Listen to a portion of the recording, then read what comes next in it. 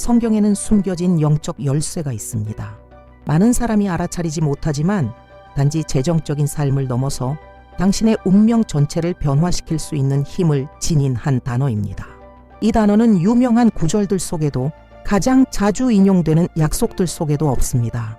그것은 긴 여정의 끝에서 궁전의 황금과 광야의 먼지를 모두 경험한 한 예언자에 의해 기록되었습니다. 이 단어를 이해하는 사람은 더 이상 생존을 구걸하지 않습니다. 넘쳐 흐르는 삶을 살기 시작합니다. 오늘 당신은 그 단어가 무엇인지, 그리고 그것을 실제로 어떻게 활성화할 수 있는지를 발견하게 될 것입니다. 이미 당신 안에 있는 풍요를 여는 방법입니다. 그는 죽기 위해 태어났습니다. 적어도 그것이 선포된 명령이었습니다. 말을 배우기도 전에 이미 사형 선고를 받은 소년, 그의 존재를 지우려는 체제에 둘러싸인 아이. 그러나 하나님은 다른 계획을 가지고 계셨습니다. 그리고 하나님이 계획하신 일은 세상에서 가장 강력한 제국이라도 막을 수 없습니다. 어머니는 절망과 믿음 사이에서 아들을 강물에 띄웠습니다. 사람들의 논리가 아닌 하나님의 약속을 믿으며 갈대 사이에 떠있는 그 아기는 연약해 보였지만 예언적 운명을 향해 나아가고 있었습니다. 우연이 아닌 섭리로 바로의 딸이 그를 발견했습니다.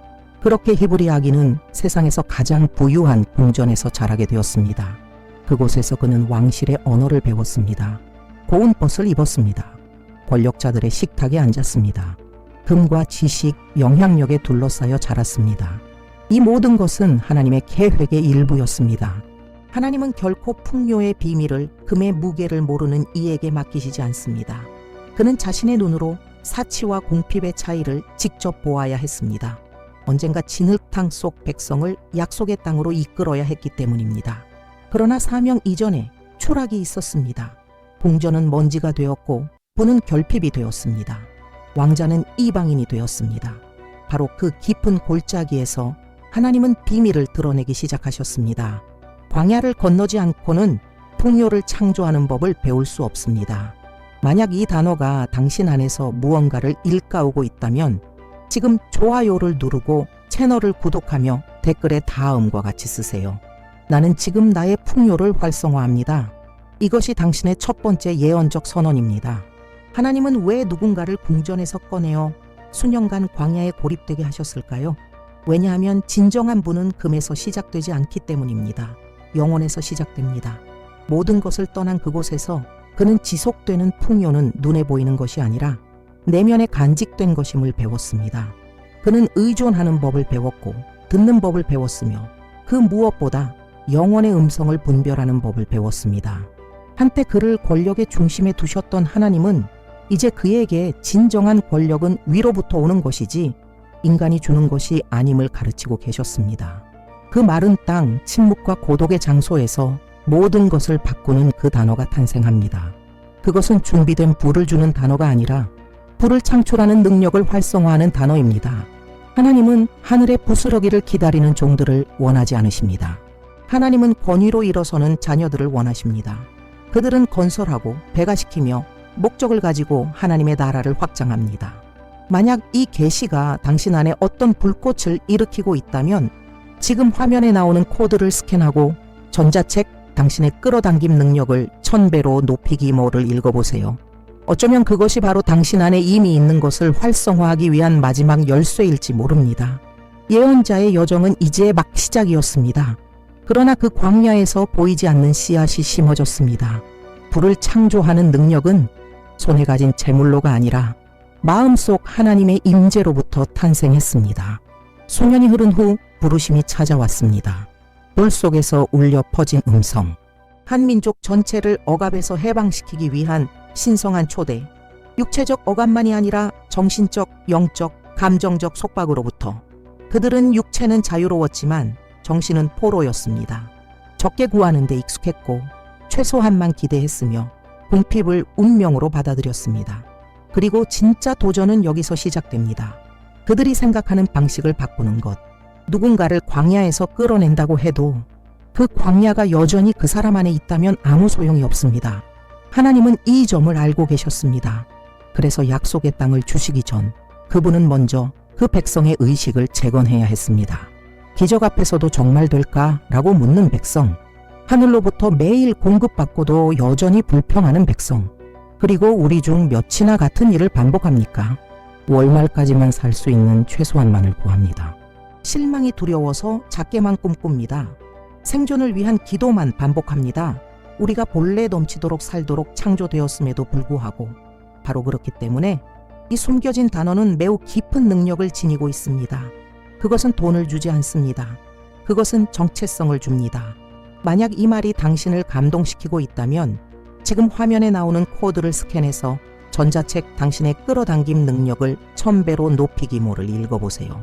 당신의 사고방식, 말, 영적 존재를 어떻게 재정렬해야 기회의 자석이 될 수 있는지를 알려줄 것입니다. 외적인 풍요가 오기 전에 하나님은 먼저 당신이 무엇을 가능하다고 믿고 있는지를 바꾸셔야 합니다. 40년, 그것이 노예 근성을 해체하고 약속을 상속받을 새로운 세대를 준비시키기 위해 필요했던 시간입니다. 40년 동안 반복된 시험, 교훈, 기적들, 그것은 하나님이 느리셨기 때문이 아니라 백성이 준비되지 않았기 때문입니다. 그들은 방향이 없어서가 아니라 인식이 없어서 계속 같은 자리를 맴돌았습니다. 그리고 이것은 오늘날에도 많은 이들이 겪는 현실입니다. 그들은 같은 사이클을 반복합니다. 수년간 재정, 감정, 영적 광야를 겪습니다. 하나님이 그들을 잊으셔서가 아니라 하나님께서 이미 심어두신 것을 활성화하지 않았기 때문입니다. 그들은 여전히 위로를 구합니다. 그러나 하나님은 그들을 응답으로 부르셨습니다. 이 여정의 끝에서 새로운 백성과 새로워진 의식을 지닌 가운데 계시가 임했습니다.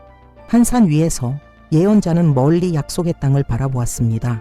그리고 자신은 들어가지 못할 것을 알면서도 불평하지 않았습니다. 그는 글을 남겼습니다.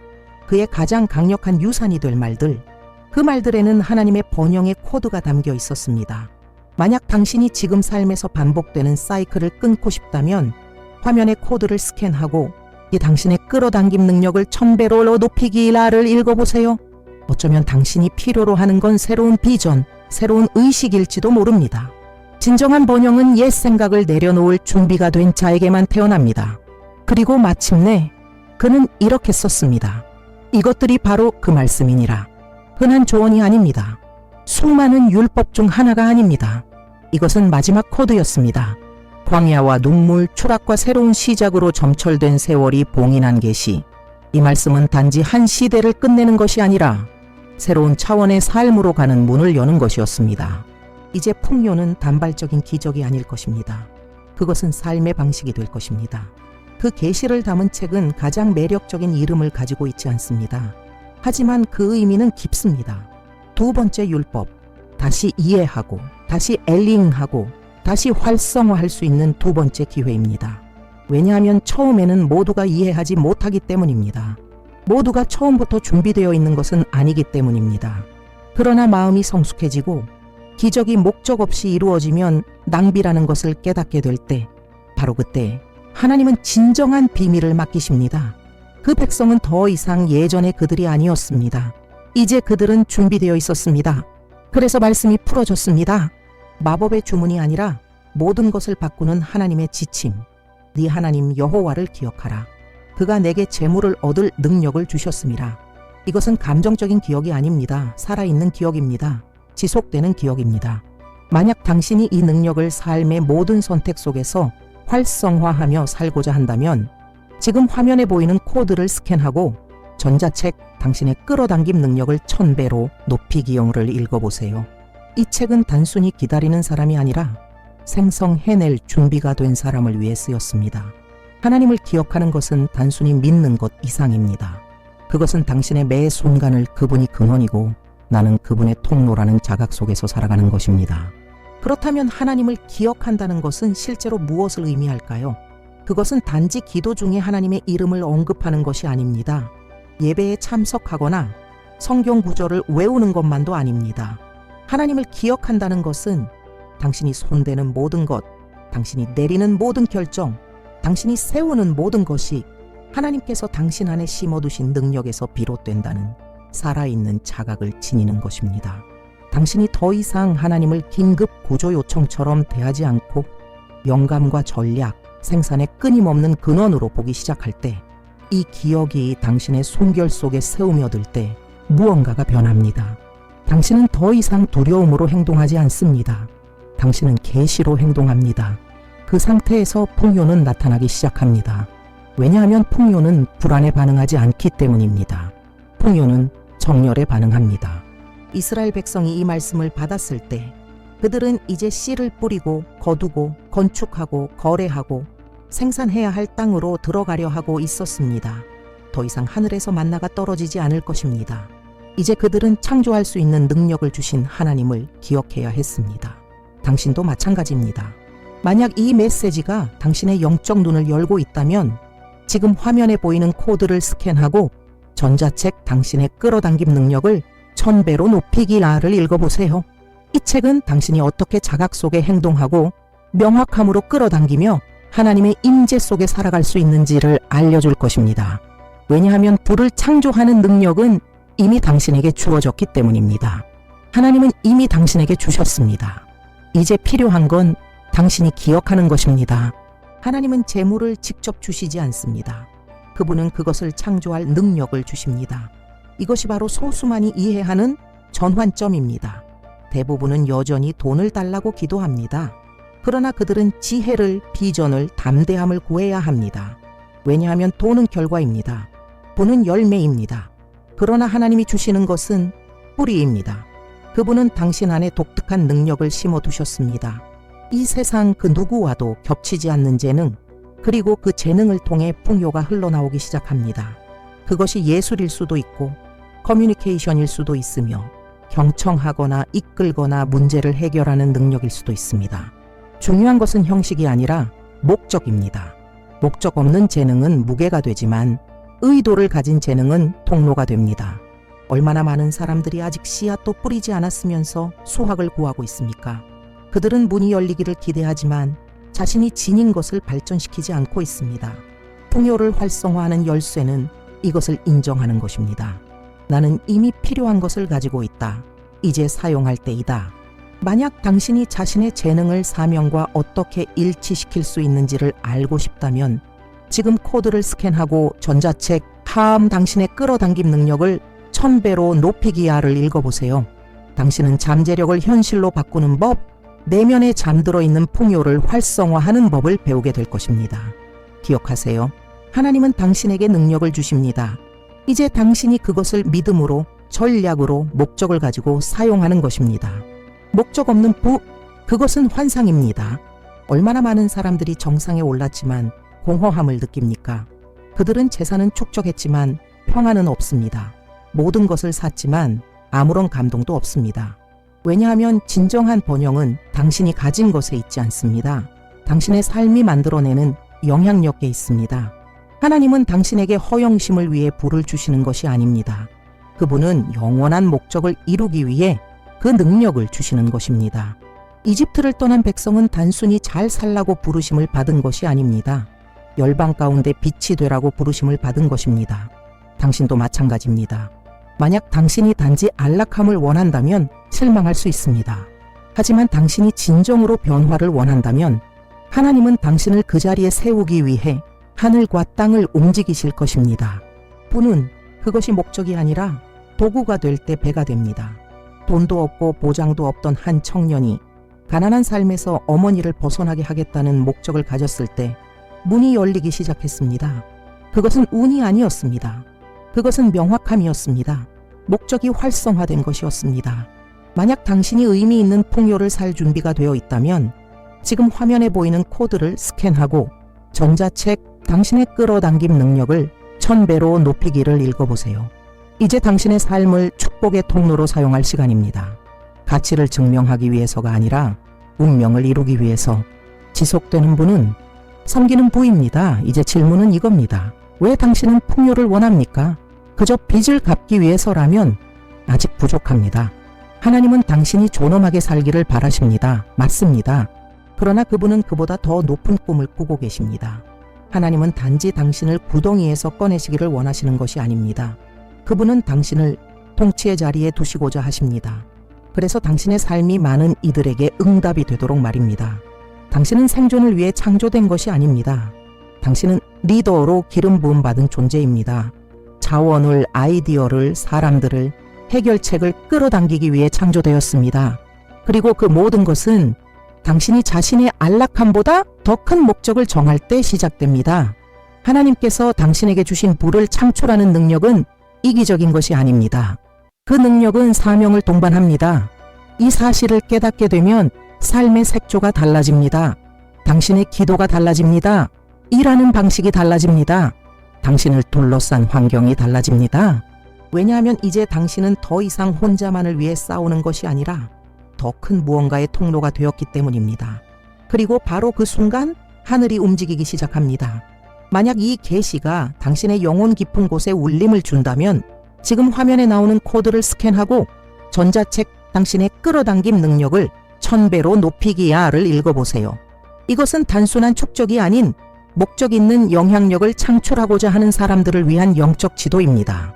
하나님은 그분이 부으시고자 하는 것을 어떻게 사용할지 아는 사람을 찾고 계십니다. 문제는 하나님이 주실지의 여부가 아닙니다. 문제는 당신은 그것을 배가시킬 준비가 되었습니까? 이제 당신이 무엇을 지니고 있는지 알게 되었으니 이제는 활성화할 시간입니다. 왜냐하면 이 계시를 읽는 사람과 그것을 사는 사람의 차이는 단 하나의 단순하지만 결정적인 차이에서 비롯되기 때문입니다. 행동. 많은 사람이 듣고 감동을 받지만 결국은 늘 하던 일상으로 돌아갑니다. 그들은 여전히 하늘이 모든 것을 해주길 기다립니다. 그러나 하나님은 당신이 첫걸음을 내딛기를 기다리고 계십니다. 움직이지 않는 믿음은 단지 감정일 뿐입니다. 행동하는 믿음만이 삶을 변화시킵니다. 활성화는 당신의 선언으로 시작됩니다. 기계적으로 반복하는 문장이 아니라 확신과 자각, 권능을 담아 말하는 진실입니다. 당신이 나는 나의 하나님을 기억합니다. 그분은 나에게 불을 창출할 능력을 주시는 분이십니다. 라고 말할 때 단지 성경 구절을 반복하는 것이 아닙니다.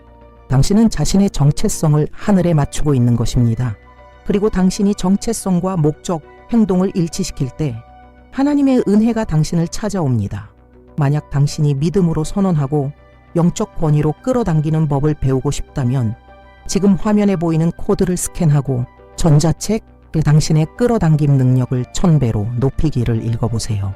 이 지식은 당신의 여정에 필요한 촉매제가 될 수 있습니다. 기억하세요. 준비가 다 될 때까지 기다릴 필요는 없습니다. 믿음으로 시작하면 됩니다. 하나님이 이미 주신 것을 바탕으로 행동할 때 길은 열립니다. 행동이 보이지 않는 세계를 활성화합니다. 아무것도 없었던 사람들, 단지 양 말씀 하나만 있던 이들이 있었습니다. 은행장부도 없고 보이는 문도 없고 인간적인 도움도 없었습니다. 그러나 그들은 마음속에 있는 약속을 붙잡고 걷기로 결정했습니다. 발 밑의 길이 전부 보이지 않아도 그건 절대 안 될 거야 라는 사람들의 비웃음을 들어도 하지만 그들은 첫 발걸음을 내디뎠고 그러자 하늘이 응답했습니다. 왜냐하면 당신이 믿음으로 약속을 향해 걸어갈 때 당신은 말하는 것입니다. 하나님, 나는 당신이 어떤 분인지 기억합니다. 능력이 어디서 오는지 압니다. 나는 더 이상 기다리지 않습니다. 나는 행동합니다. 바로 이런 움직임 가운데서 산이 꺾이고 길이 열리고 자원이 나타납니다. 하나님을 기억하는 사람은 모든 것을 통제하려 하지 않습니다. 그는 신뢰하며 선언하며 순종하며 살아갑니다. 모든 상황이 반대로 흘러가 보일지라도.